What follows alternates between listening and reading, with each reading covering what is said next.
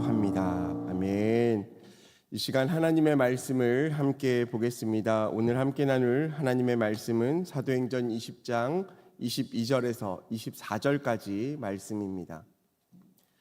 신약 성경 223면에 있는 사도행전 20장 22절에서부터 24절까지 말씀입니다. 우리 시간 하나님의 말씀을 한 목소리로 읽겠습니다.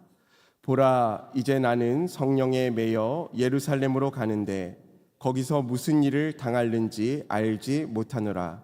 오직 성령이 각 성에서 내게 증언하여 결박과 환난이 나를 기다린다 하시나 내가 달려갈 길과 주 예수께 받은 사명 곧 하나님의 은혜의 복음을 증언하는 일을 마치려 하면은 나의 생명조차 조금도 귀한 것으로 여기지 아니하노라. 아멘. 이 시간 여성 18셀 나오셔서 하나님께 찬양으로 영광 돌리시겠습니다.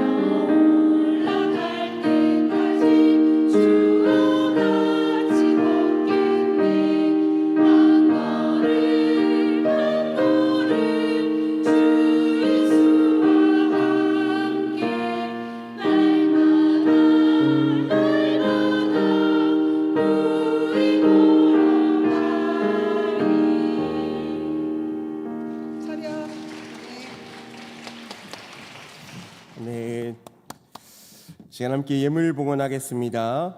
1,000번째 예물 황희돈 집사님 2번 드리셨습니다. 이승길 집사님 1,000번째 예물, 1,000번째 예물 장진혁, 장규식, 김정옥, 장진용, 유예림, 김혜자, 유용선, 유준경, 김준우, 김준성, 오선경, 김유신, 김서율, 박연희, 김봉재 성도님 예물 드렸습니다. 감사원금 장세준 학생, 신다연 학생, 신건호 학생, 정영복 원로 사모님, 이선미 집사님, 김영모 집사님, 박공덕 집사님, 정준영 집사님, 황정숙 집사님, 정수아, 정년, 장은정 집사님, 황희돈 집사님, 임민경 권사님, 유준경 청년, 홍은기 청년, 현진우 집사님, 전고은 집사님, 김영아 집사님, 최선식 권사님, 유명희 집사님, 김유미 집사님, 김한영 집사님, 김용혜 권사님, 주경숙 권사님, 유영희 권사님, 이월자 집사님, 김영월 집사님, 여자 18세, 유석인 장로님, 이선복 권사님, 박영희 권사님, 오경혜 권사님, 설소영 성도님, 김성기 집사님, 황복만 장로님, 이상란 권사님, 안승관 집사님, 우영재 권사님 무명으로 드렸었습니다. 김종걸 집사님, 한점옥 권사님, 김미자 권사님, 오경숙 전도사님, 정영섭 집사님, 오연숙 집사님, 안경모 성도님, 지연숙 권사님, 안근영, 안예형 청년, 배은숙 전도사님, 양은영 권사님, 정양규 목사 드렸습니다. 기도하겠습니다. 사랑과 은혜가 풍성하신 하나님 감사합니다. 오늘도 우리에게 귀한 예배의 시간을 허락하여 주시고 주님 앞에 나와 함께 찬양하며 예배함으로 주께 나아갈 수 있도록 은혜 베풀어 주심에 감사를 드립니다. 이 시간 드려지는 예배와 찬양이 온전히 주님께 상달되어지기 원하며 주님의 뜻이 이루어지는 귀한 은혜의 시간이 되기 원하오니 주여 함께하여 주옵소서. 특별히 예물에 간절한 기도 제목을 담아 주님 앞에 올려드린 손길들이 있습니다. 그 마음의 기도 제목들마다 하나님께서 신실하게 들으시고 응답하여 주옵소서. 하늘의 기도, 이 땅의 기도가 하늘에 올려져 귀하게 응답받는 귀한 열매 맺는 삶 살아갈 수 있도록 인도하여 주옵소서. 또한 간절한 마음으로 주 앞에 나와 간구하며 예배함으로 나가는 성도님들 한 분 한 분 기억하여 주시고 그들의 삶에 복된 은혜가 넘치도록 하여 주옵소서. 특별히 오늘부터 내일까지 당회원 부부수련회가 부산에서 있습니다. 오가는 모든 일정 가운데 안전으로 지켜주시고 2026년도 교회를 위한 여러 가지 계획들을 세우고 회의를 할 때에 하나님께서 지혜 주시고 능력 주셔서 귀한 은혜의 시간이 될 수 있도록 인도하여 주옵소서. 남겨진 교회를 지켜주시고 하나님의 은혜로 붙잡아 주옵소서. 이 시간 예배 가운데 함께 하실 주님을 기대하고 찬양하며 사랑이 많으신 예수님의 이름으로 기도합니다. 아멘. 할렐루야. 반갑습니다. 오늘 당회원 수련회가 오늘 아침부터 시작해서 내일까지 진행됩니다. 오고 가는 길 안전하게 잘 다녀올 수 있도록 기도로 늘 중보해 주시기 바라고요. 또 한 가지 추가 광고 드리겠습니다. 인천 기독교 총연합회 성탄 트리 점등식이 매년 있는데요. 내일 있습니다. 내일 11월 1일 토요일 오후 4시 30분 인천시청 앞 앳들광장에서 있습니다. 함께 기억하시고 참석하시면 은혜로운 시간이 될 것 같습니다. 기억해 주시기 바랍니다. 오늘 우리는 함께 나눌 말씀은 사도행전 20장 22절부터 24절까지 말씀을 가지고 내가 아닌 복음을 이라는 제목으로 하나님의 말씀을 함께 나누고자 합니다. 사람들은 다른 사람들에게 관심받기 원합니다. 그리고 인정받고자 하는 욕구가 있죠. 이왕이면 잘한다 칭찬받고 싶고 또 이왕이면 그 능력을 점검받고 검증받고 싶은 그런 생각들을 하게 되어집니다. 근데 요즘에 SNS가 이제 활발하게 발달하면서 그 SNS마다 자신을 PR하는 일들이 자주 생깁니다. 내가 어떤 일을 감당하게 되었다, 승진을 하게 되었다, 또 가족에 대한 여러 가지 이야기들을 하게 되어집니다. 한 2024년도 1월 달에 한 조사기관에 따르면 SNS에 게시물을 올리는 주요 목적이 무엇인가를 조사한 적이 있습니다. 2015년과 2024년을 비교한 자료인데요. 2015년에 보니까 100명 중에 36명이 자기과시용으로 SNS에서 글을 올렸다. 그리고 33명은 일상 기록용으로, 31명은 정보 공유용으로 사용했다고 합니다. 근데 이게 약 10년간의 9년의 시간이 지난 2024년에는 어떻게 바뀌냐면 자기과시용의 비율이 10명 중에 4.3명, 그리고 일상 기록용이 30명, 그리고 정보 공유용이 27명 정도로 이렇게 조정되었다는 거죠. 그러니까 SNS에서 우리가 무엇을 가장 비중 있게 다루냐면 나의 어떤 자랑거리, 또 소개하고 싶고 인정받고 싶고 또 누군가 봤을 때 그런 일이 있었구나 축하받고 싶은 이야기들을 우리가 올린다라는 거죠. 그래서 SNS 이용 관련 전반적인 인식평가를 한 자료가 옆에 나와 있는데요. 대부분 10명 중 7명이 SNS에서 모두 자신들의 행복한 모습을 보이는 것 같다라고 얘기합니다. 그러니까 여러분들이 다른 사람의 카톡 프로필이나 인스타, 페이스북 여러 가지 그런 SNS에 노출된 볼 때 이 사람이 자기들의 행복한 모습을 보이는데 더 치중하고 있구나를 10명 중에 7명은 느낀다라는 겁니다.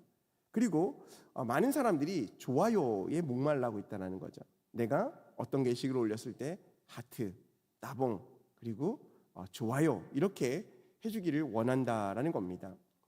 여러분, 이런 상황들이 지금 비단 세상의 일들만이 아니죠. 우리의 삶도 마찬가지인 것 같습니다. 사람들에게 이왕이면 좀 사랑받고 싶고 인정받고 싶고 그런 욕구가 누구에게나 있기 때문이죠.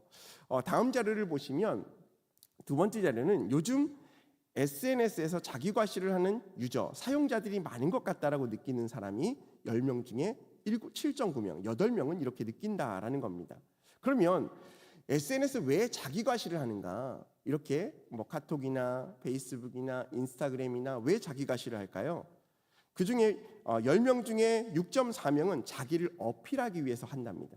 그리고 6.2명은 또 62%, 10명 중에 62%는 또 인정받고 싶어서 또 남들보다 눈에 띄기 위해서 이러한 일들을 하게 된다는 겁니다. 중복 답변이니까 이해하시고 보시기 바랍니다. 그러니까 특정한 목적과 홍보의 목적과 돈을 벌기 위해서도 있지만 자신을 어필하고 인정받고 남들보다 눈에 띄기 위해서 이러한 행위들을 하고 있다라는 겁니다.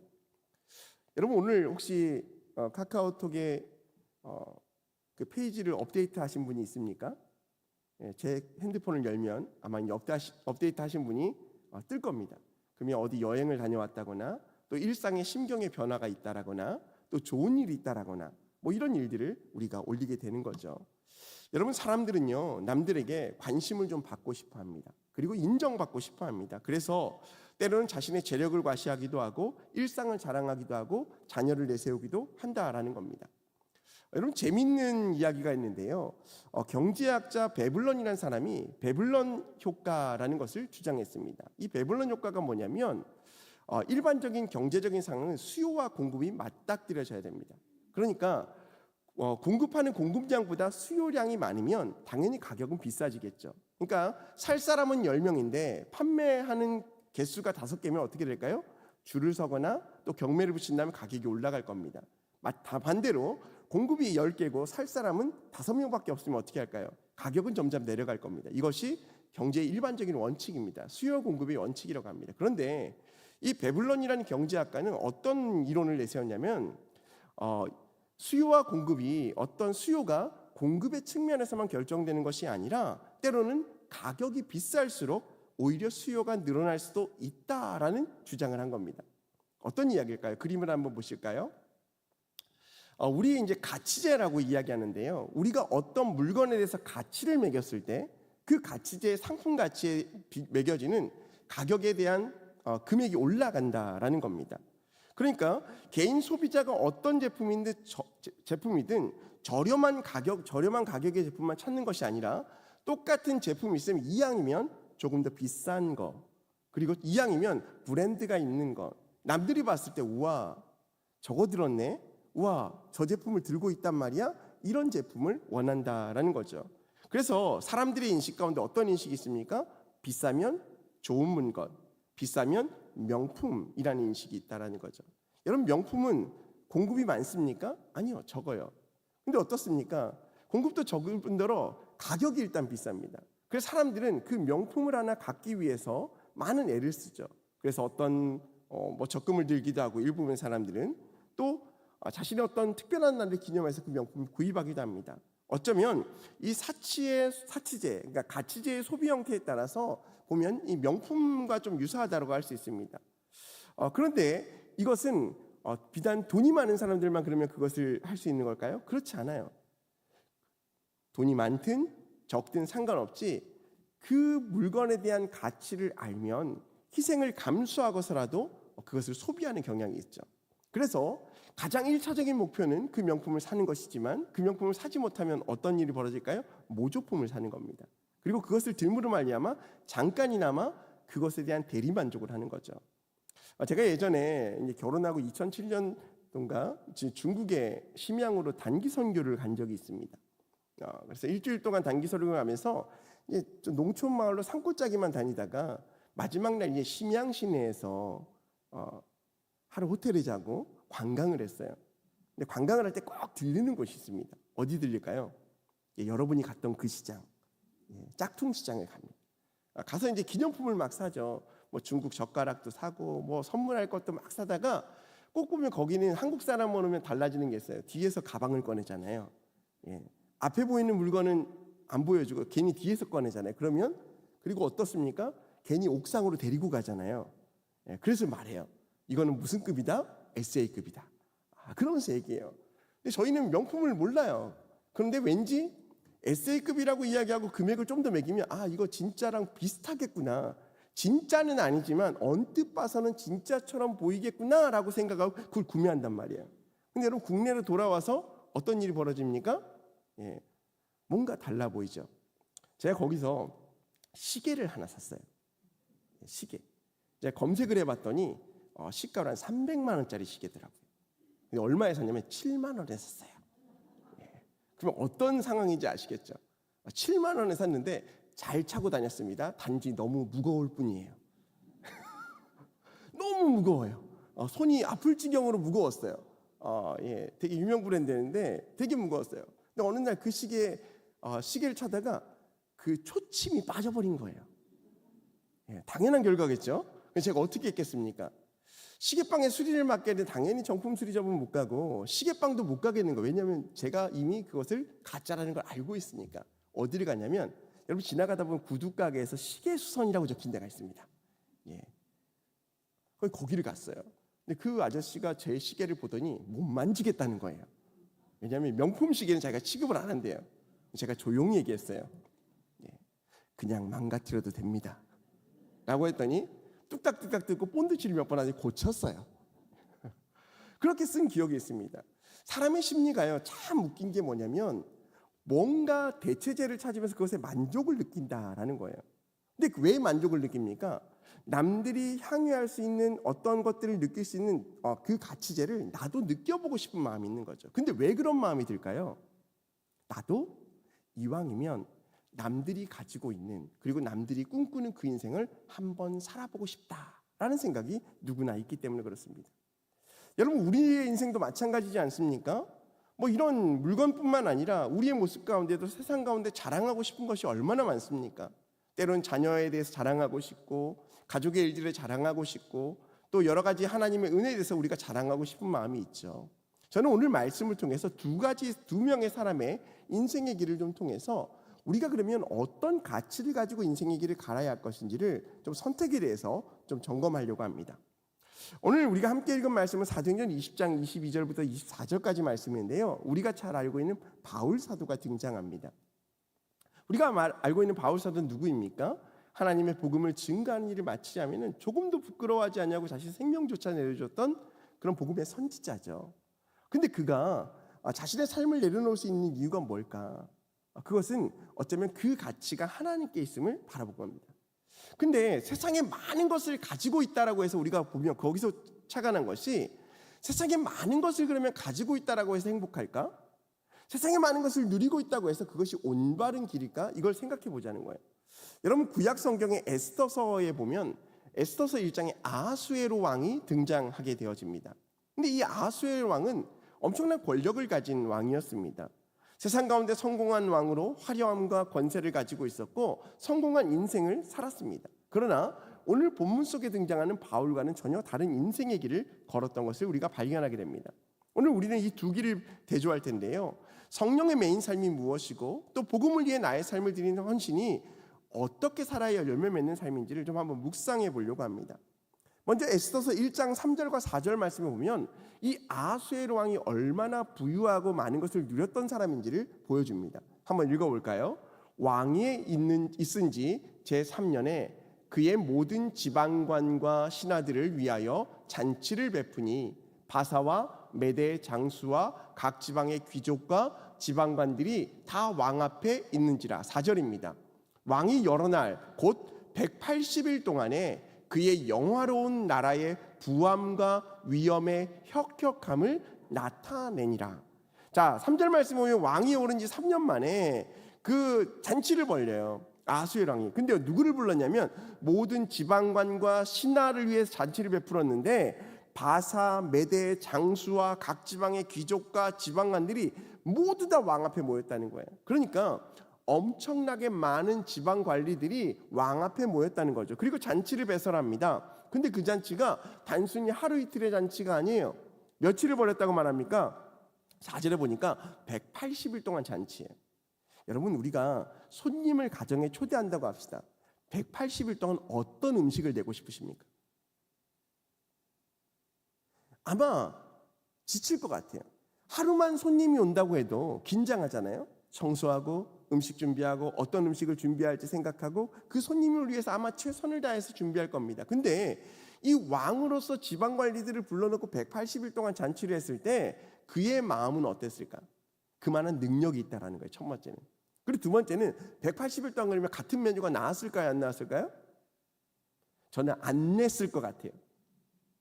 예. 하루에 한 번 잔치를 하겠지만 제가 아하수에로 왕이라면 자존심 상해서 잔치 음식 가운데 똑같은 음식 안 냈을 것 같아요. 왜요? 나 왕이야. 나 누군지 알아? 아하수에로야.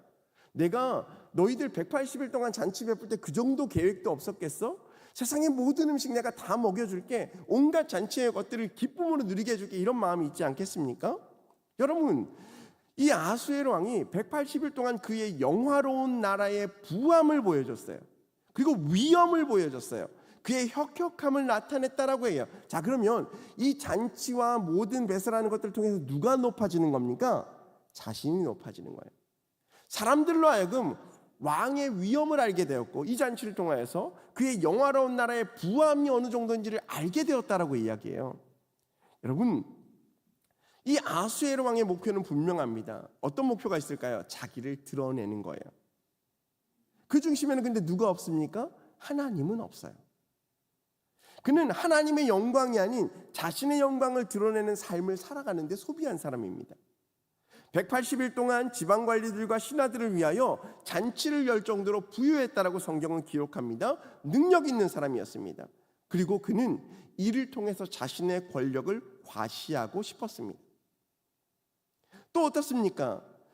에스더서 1장 11절 말씀에 보면 그가 그의 왕후 와스티를 초청하는 장면이 나오는데 한번 읽어볼까요? 왕후 와스티를 청하여 왕후의 관을 정죄하고 왕 앞으로 나오게 하여 그의 아리따움을 뭇 백성과 지방관들에게 보이게 하라 하니 이는 왕후의 용모가 보기에 좋음이라.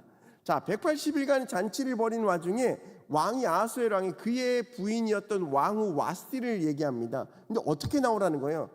그냥 잠깐 왔다가 인사하고 가세요 이 정도가 아니라 어떻게 나오라고 하는 겁니까? 왕후의 관을 정죄하고 왕 앞으로 나오겠다라는 거예요.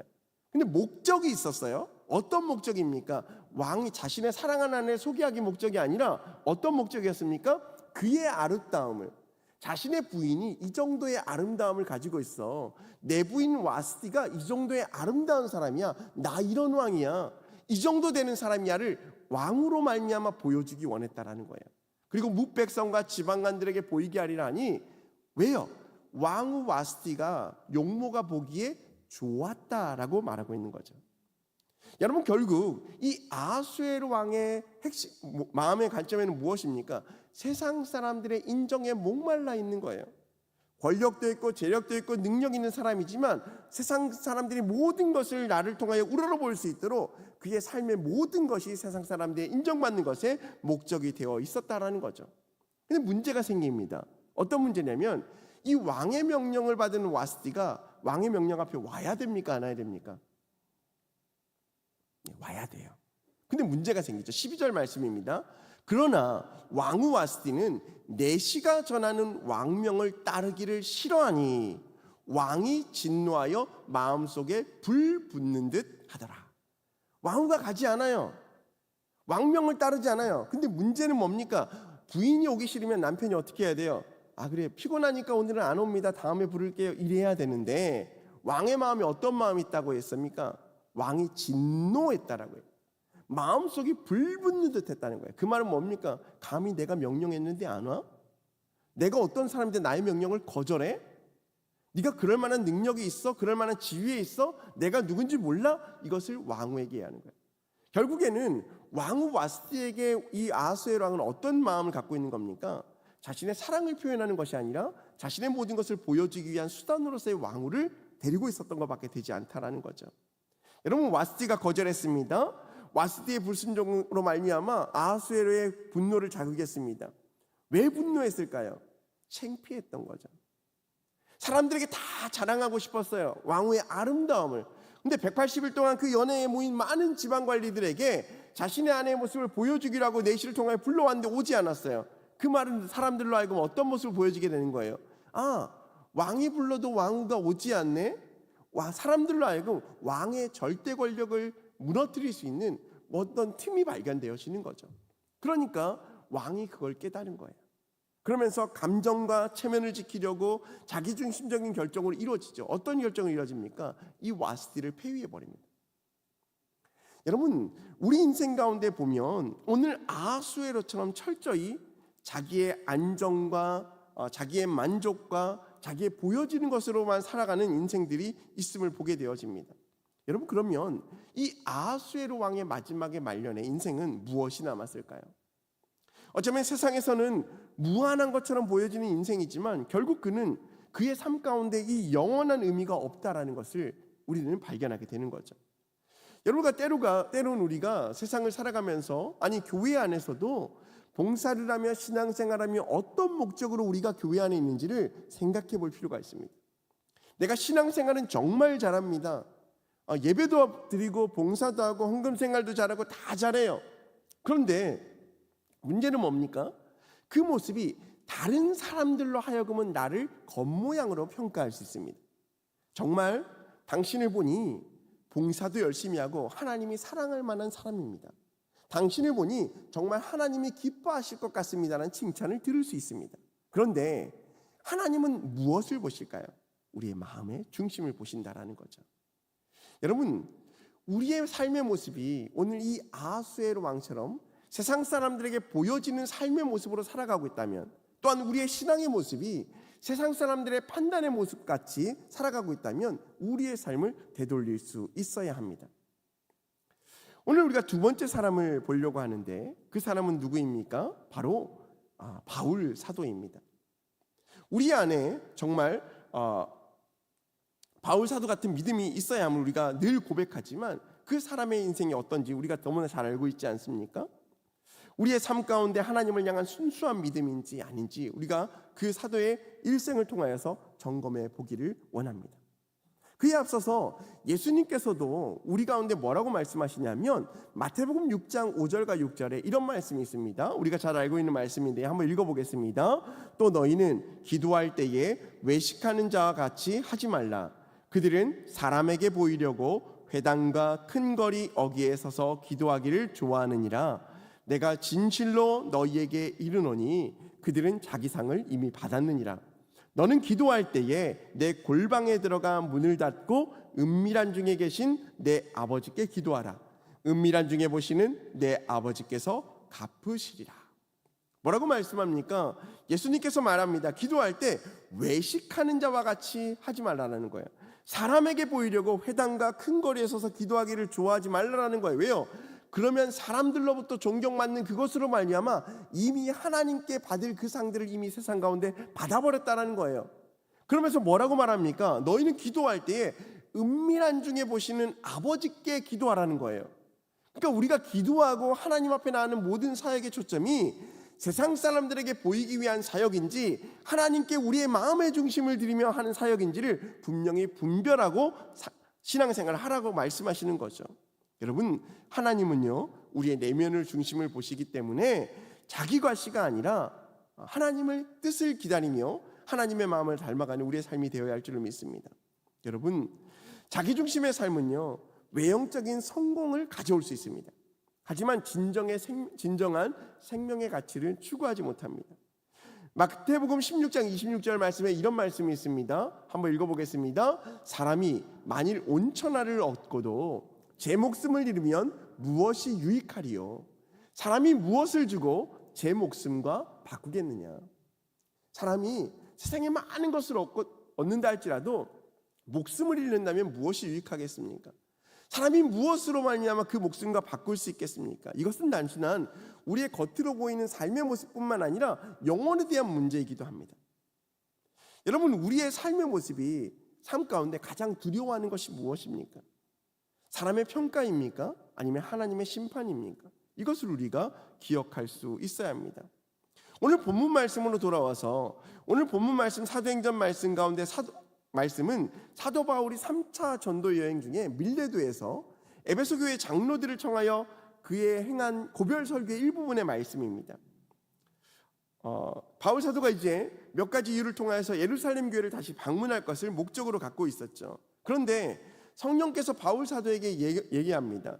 장차 예루살렘에서 바울이 겪게 될 환난과 결박에 대해서 여러 차례 예고를 해주셨습니다. 그럼에도 불구하고 바울 사도는 자신에게 닥쳐올 고난이 중요한 것이 아니라 성령께서 명하시는 그 일 가운데 순종하겠다고 작정하는 모습이 오늘 본문 가운데 있다는 거죠. 오늘 사도행전 20장 22절과 23절 말씀을 한번 읽어보겠습니다. 보라, 이제 나는 성령에 매여 예루살렘으로 가는데 거기서 무슨 일을 당할는지 알지 못하노라. 오직 성령이 각 성에서 내게 증언하여 결박과 환난이 나를 기다린다 하시나. 여러분, 22절과 23절 말씀을 보면 바울 사도의 지금 상태에 대해서 나와 있습니다. 아까 아하수에로 왕은 세상 가운데 보여지는 자신의 모습에 관심이 있었다면 오늘 22절과 23절 가운데 나오는 바울 사도의 모습은 어떻습니까? 누구에 매여 있다라고 말합니까? 성령에 매여 있다라는 겁니다. 그리고 성령께서 자신에게 증언하셨다라고 말합니다. 즉 바울 사도는 성령과 동행하고 성령과 교통하는 삶을 살았다라는 겁니다.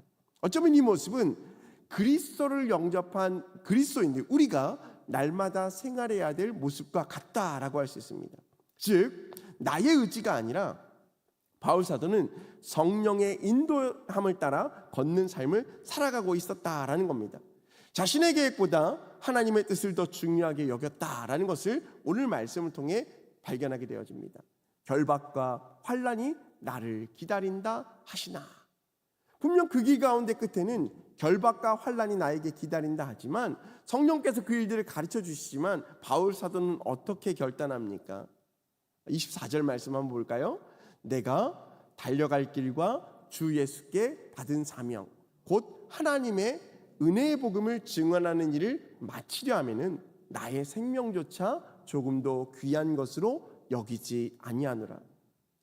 앞선 아하수에로 왕과 철저하게 다른 삶의 기준을 가지고 살아가는 바울 사도의 모습을 보게 되어집니다. 내가 달려갈 길과 주님께 받은 사명이 있으니 그 은혜의 복음을 증언하는 일을 마치려 하면은 나의 생명이 조금도 귀한 것을 여길 필요가 없다라고 말하는 거예요. 왜요? 그의 삶의 가치가 이 땅에서 사람들에게 인정받는 것이 아니라 하늘의 소망을 두고 하늘의 가치를 두고 살아가고 있기 때문에 그렇죠.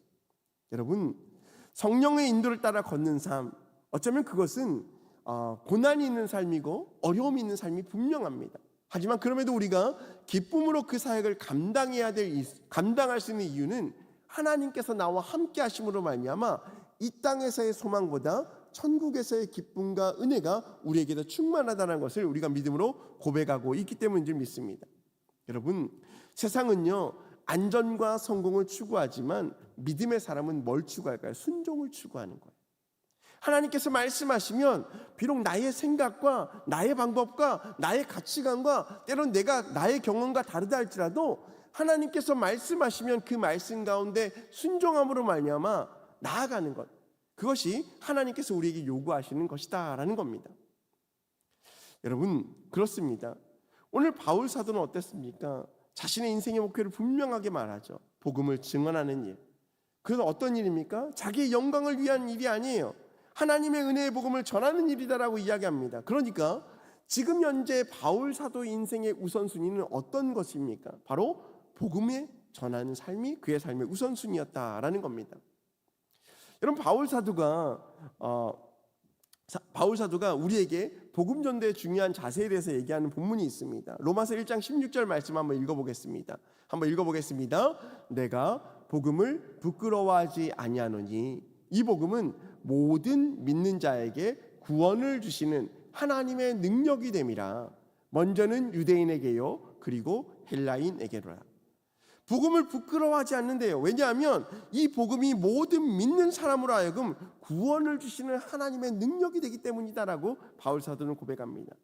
그리고 또한 갈라디아서 6장 14절에 뭐라고 말씀합니까? 읽어보겠습니다. 그러나 내게는 우리 주 예수 그리스도의 십자가 외에 결코 자랑할 것이 없으니 그리스도로 말미암아 세상이 나를 대하여 십자가에 못 박히고 내가 또한 세상에 대하여 그러하니라 라고 말합니다.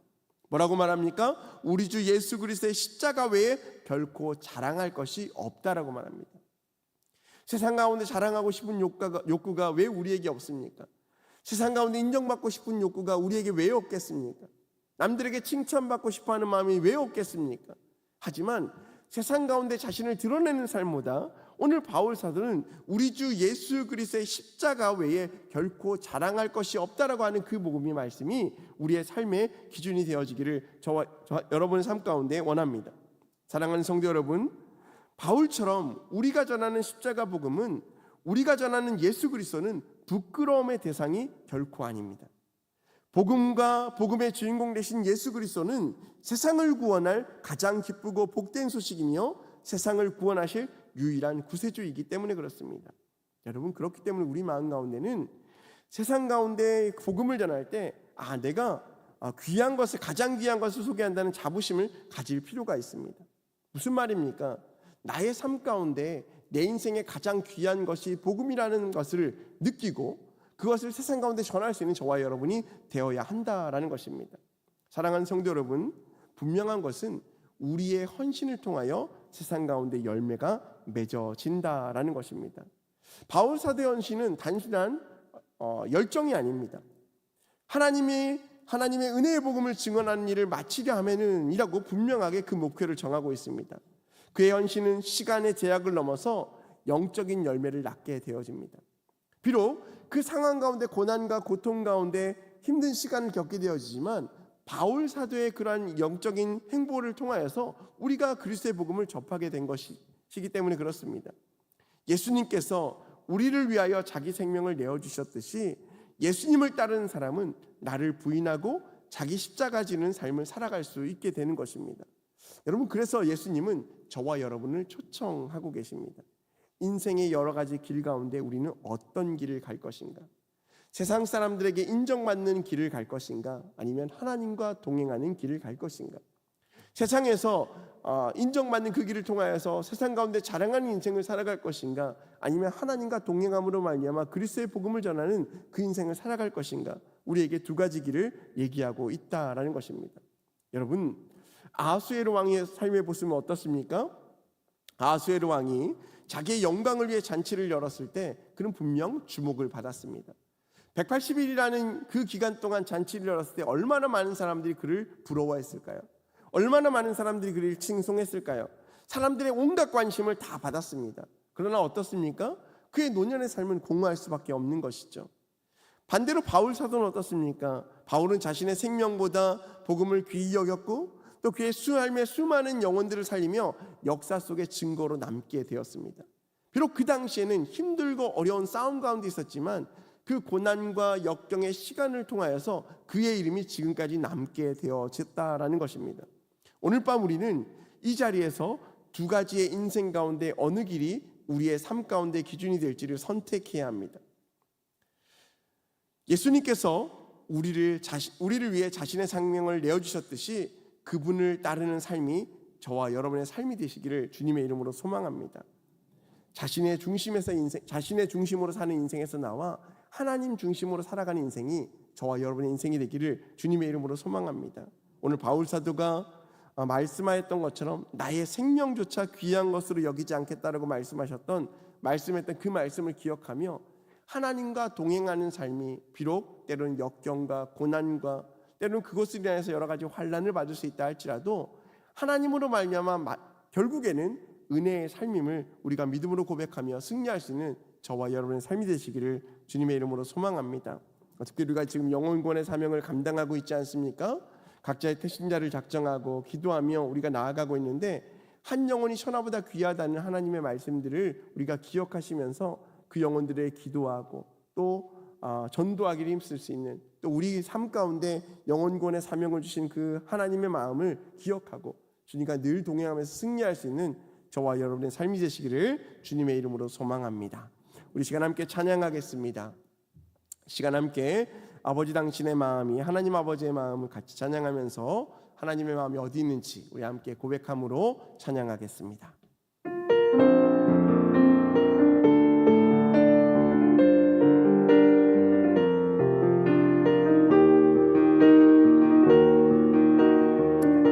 아버지 당신의 마음이 있는 곳에 나의 마음이 있기를 원해요. 아버지 당신의 눈물이 고인 곳에 나의 눈물이 고이길 원해요. 아버지 당신이 바라보는 영혼에게 나의 두 눈이 향하길 원해요. 아버지 당신이 울고 있는 어느 땅에 나의 두 발이 향하길 원해요. 나의 마음이 아버지의 마음을 알아.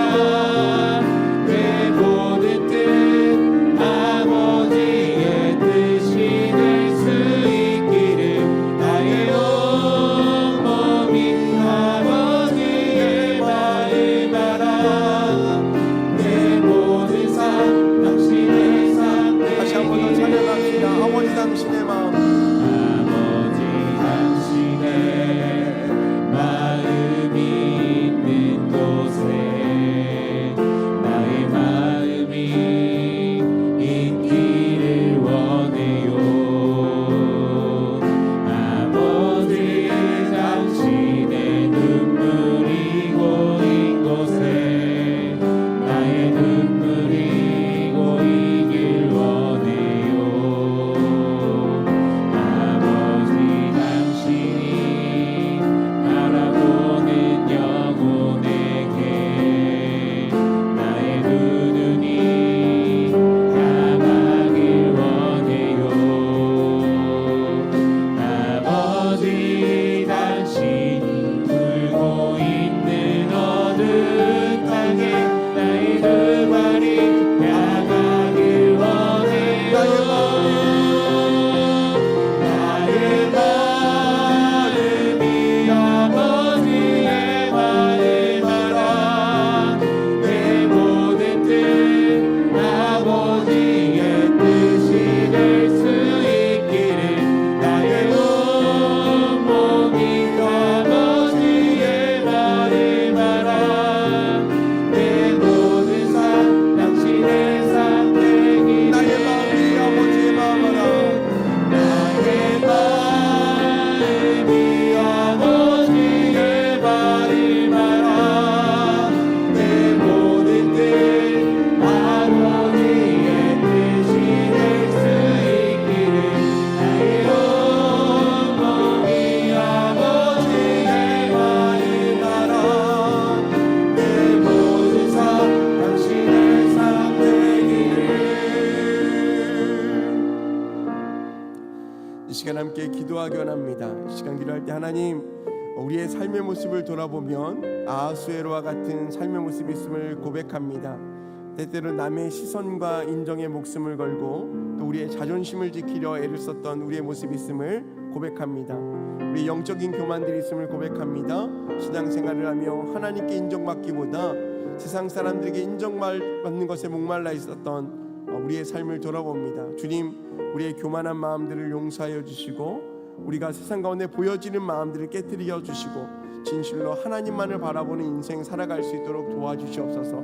우리의 마음의 중심이 세상에서 하나님으로 옮겨갈 수 있는 우리의 삶이 될 수 있게 인도하여 주시옵소서라고 우리 시간 함께 우리의 삶을 고백하면서 하나님 나의 삶을 받아주시고 나의 삶의 중심이 오직 그리스도밖에 없음을 고백합니다라고 우리 함께 고백하며 나아가겠습니다. 함께 주여 삼창하시고 기도합니다. 주여 주여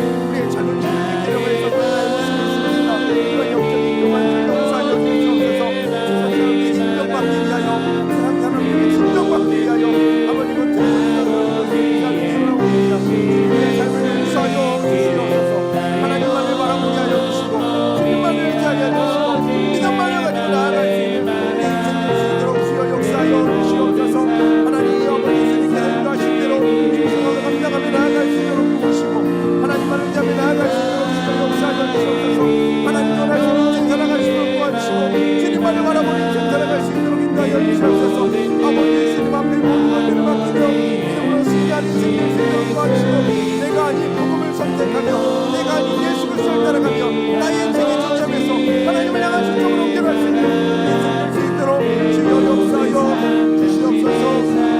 아버지 하나님 아버지 오시는 길 믿습니다. 주님 아버지 역사하여 주시옵소서. 아버지 인도하여 주시옵소서. 우리의 삶을 붙잡아 주시옵소서. 우리의 중심을 바라보게 하여 주시옵소서. 우리의 마음의 중심이 주님께로 향할 수 있도록 인도하여 주시고 우리 연약함을 생각해 주시고 주님 용서하여 주시옵소서. 하나님 아버지 감사합니다. 도와주시옵소서. 하나님 아버지 도와주시옵소서. 아버지 인도하여 주시옵소서. 아버지 도와주시옵소서. 하나님 감사합니다. 우리 연약함들을 주님께서 바라봐 주시고 또한 붙잡아 주시니 감사합니다.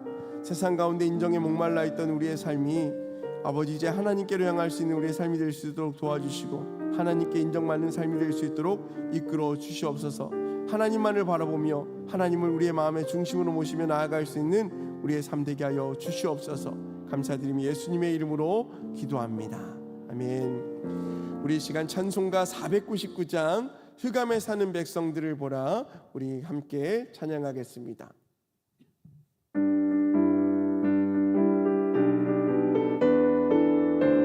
우리 박수 치며 찬양하겠습니다. 흑암에 사는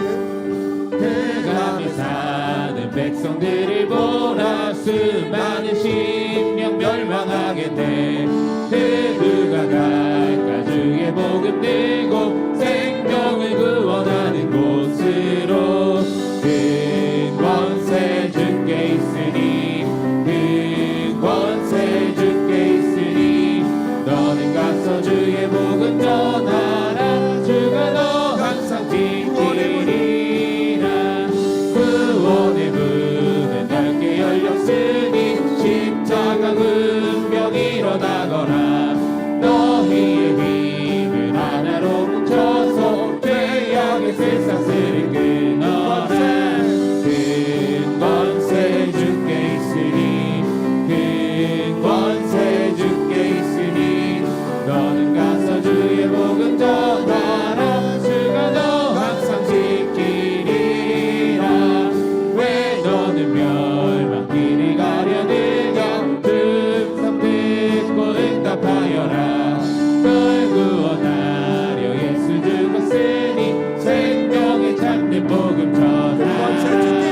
큰 권세 주께 있으니 큰 권세 주께 있으니 너는 가서 주의 복음 전하라. 주가 너 항상 지키리라. 온 천하 만민 승리의 그날에 영광과 찬송 주께 드리네. 속죄함이로 구원 받았으니 기쁘게 할렐루야 부르세.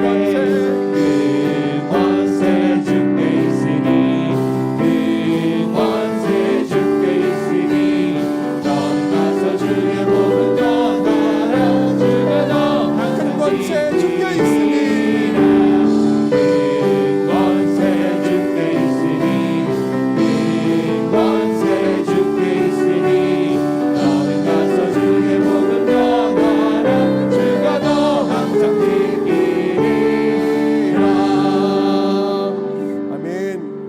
제가 주님께 있음을 믿음으로 고백하시기 바랍니다.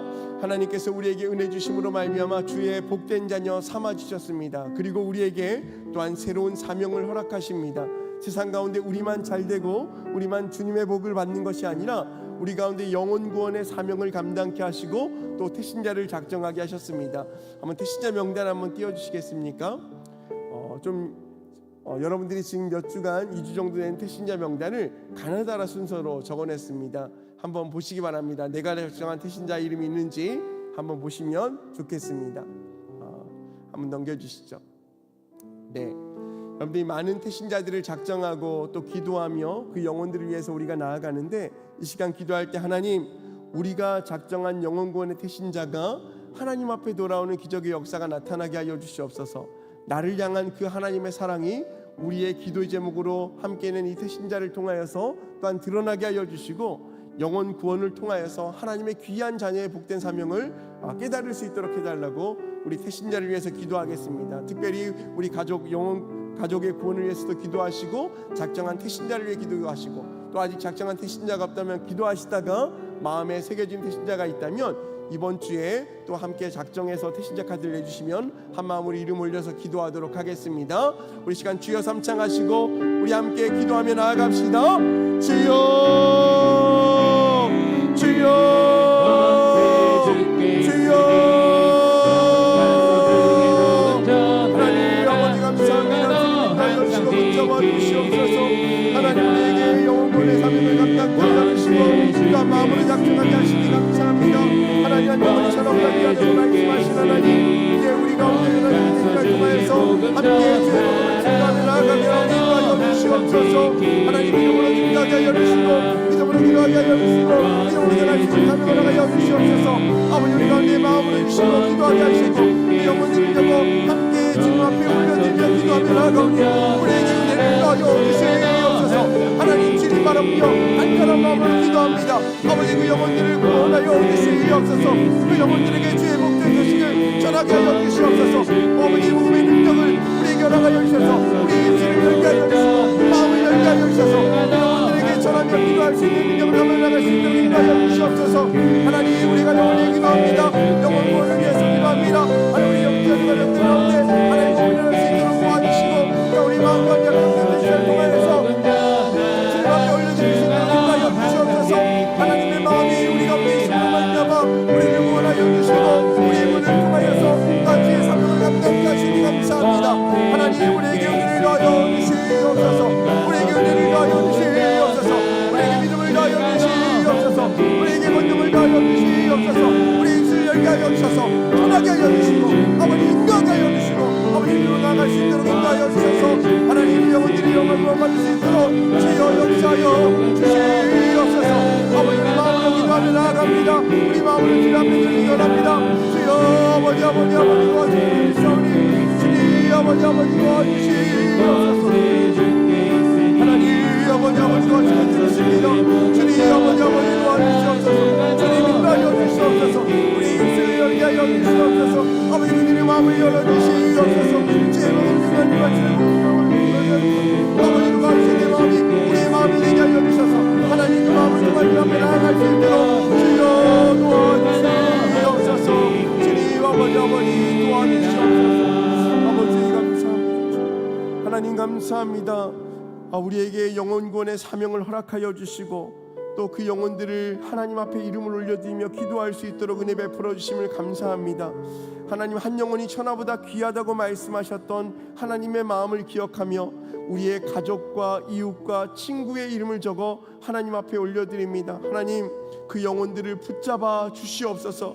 그 영혼들의 마음을 열어주시옵소서. 그리고 우리의 입술을 열어주셔서 증거하게 하여 주시고 전하게 하여 주시고 인도하는 역사가 나타나게 하여 주시옵소서. 하나님의 사랑으로 말미암아 복음으로 우리가 구원받았사오니 이제 그 구원의 감격을 이웃과 가족과 우리 친구들에게 전할 수 있도록 도와주시고 그 일들을 통하여 하나님의 기뻐하신 일을 감당할 수 있도록 인도하여 주시옵소서. 오늘 바울 사도가 나의 달려갈 길과 주 예수께 받은 사명 곧 하나님의 은혜의 복음을 증언하는 일을 마치려면은 나의 생명조차 조금 더 귀한 것으로 것으로 여기지 아니하니라고 하는 그 고백이 나의 고백이 되게 하여 주시옵소서. 나의 삶의 고백이 되게 하여 주시옵소서. 하나님 우리에게 용기 주시고 담대함 허락하여 주셔서 전하게 하여 주시고 그 만날 만한 영혼들 가운데 또한 마음을 주님께서 유하게 하여 주셔서 주의 복음을 듣고 주의 말씀을 듣고 주님께로 인도되는 역사가 나타나게 하여 주시옵소서. 하나님의 마음이 우리 마음이 되게 하여 주시고 그 마음을 통하여 승거할 때에 주님 역사가 나타나게 하여 주시옵소서. 감사드리며 예수님의 이름으로 기도합니다. 아멘. 우리 마지막 찬양으로 우리 함께 찬양하며 나아가겠습니다. 오늘 우리 눈물로 우리 같이 찬양하며 하나님 앞에 우리의 마음을 고백하며 나아가겠습니다.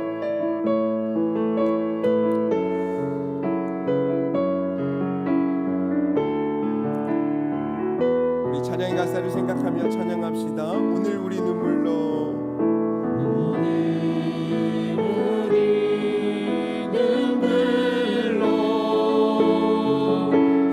가난한 씨앗을 심는다. 꿈꿀 수 없어 무너진 가슴에 저들의 푸른 꿈 다시 돋아나도록 우리 함께 받으려 소망의 길을 만든다. 내일로 가는 길을 찾지 못했던 저들 노래하며 달려갈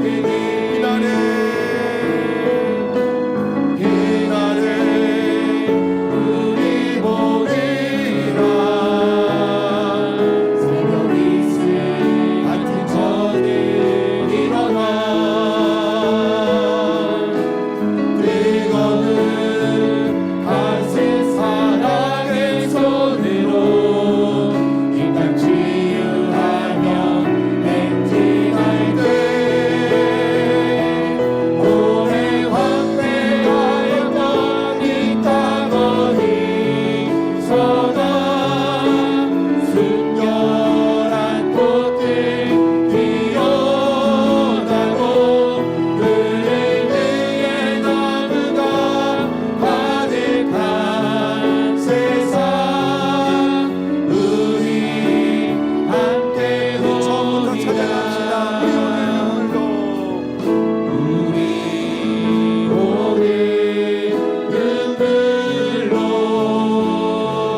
하나의 씨앗을 심는다. 꿈꿀 수 없어 무너진 가슴에 저들의 푸른 꿈 다시 돋아나도록 우리 함께 땀 흘려 소망의 길을 만든다. 내일로 가는 길을 찾지 못했던 저들 노래하며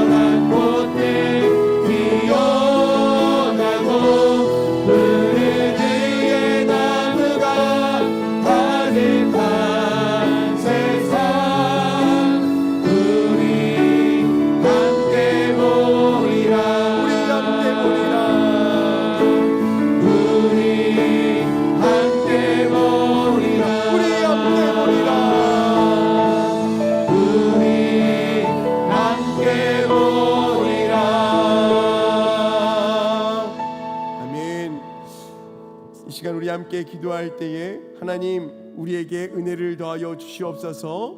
우리의 작은 헌신을 받아주시고 오직 하나님 바라보며 승리할 수 있는 인생 될 수 있도록 우리의 삶을 붙잡아 주시옵소서. 이 시간 주 앞에 나오며 우리의 마음의 소원을 품고 주님 앞에 나왔습니다. 간절한 기도 제목 가지고 주 앞에 나왔사오니 하나님 우리의 기도 제목을 들으시고 응답하여 주시옵소서. 또한 교회와 담임 목사님의 사역을 위해서도 기도해 주시고 또 우리 개인의 기도 제목과 가족을 위해서 함께 주여 삼창하시고 기도하시면서 자유롭게 돌아가시면 좋겠습니다. 우리 함께 주여 삼창하시고 함께 기도하겠습니다. 주여